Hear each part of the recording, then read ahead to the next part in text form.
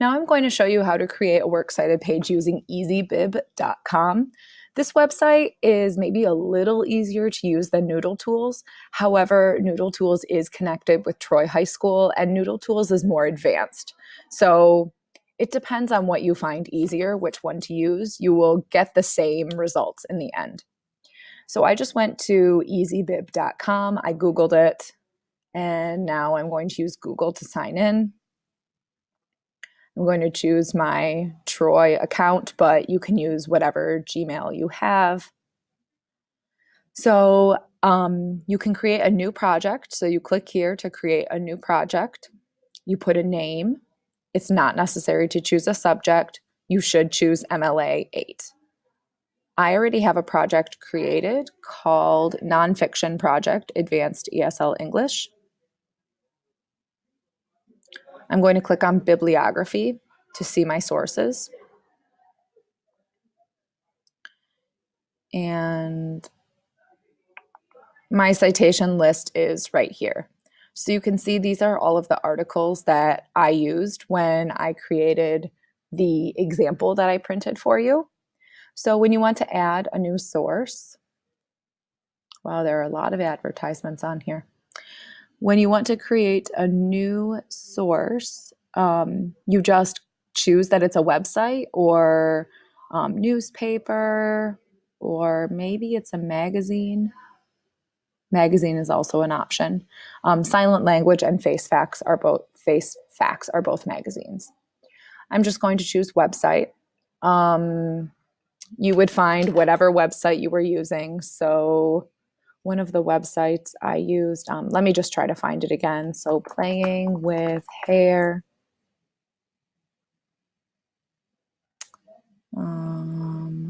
Let's see. These do not look like great resources. I'm going to type Playing with Hair Science.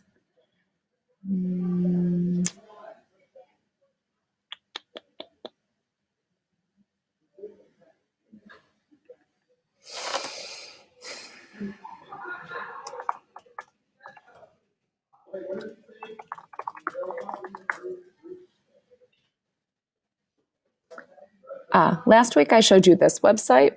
It's about a disease called trichotillomania, which is a hair pulling disorder. And I don't think that I used any information from this in the example that I showed you, but I will use this website to show you how to cite it. So I'm going to copy this link and go back to Easybib. This is a website. Also notice that this is a .org website. The Mayo Clinic is a great place to get information about any kind of medical issues. I'm going to paste the source there and click Cite.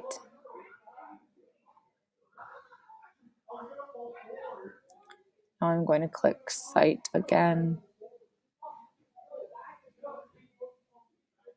They found some information about it. It looks to me like this information is correct. I'm going to click Continue.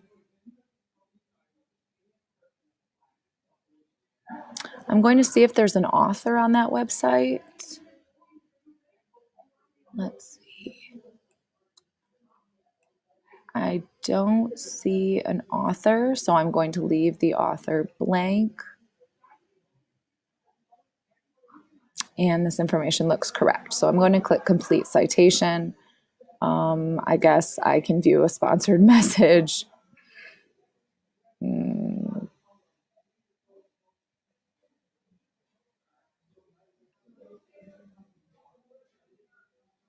Now I have to watch this advertisement.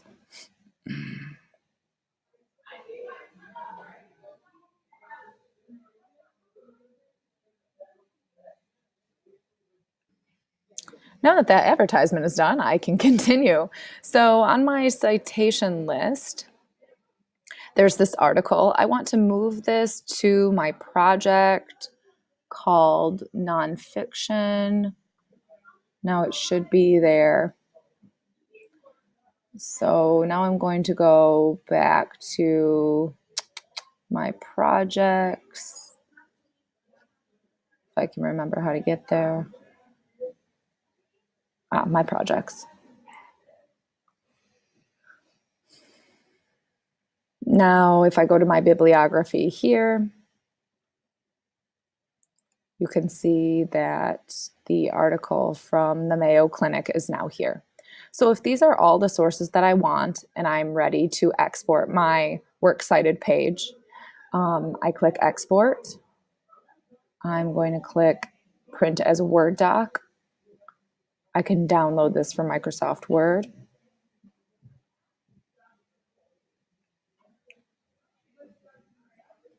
And again, I have a works cited page.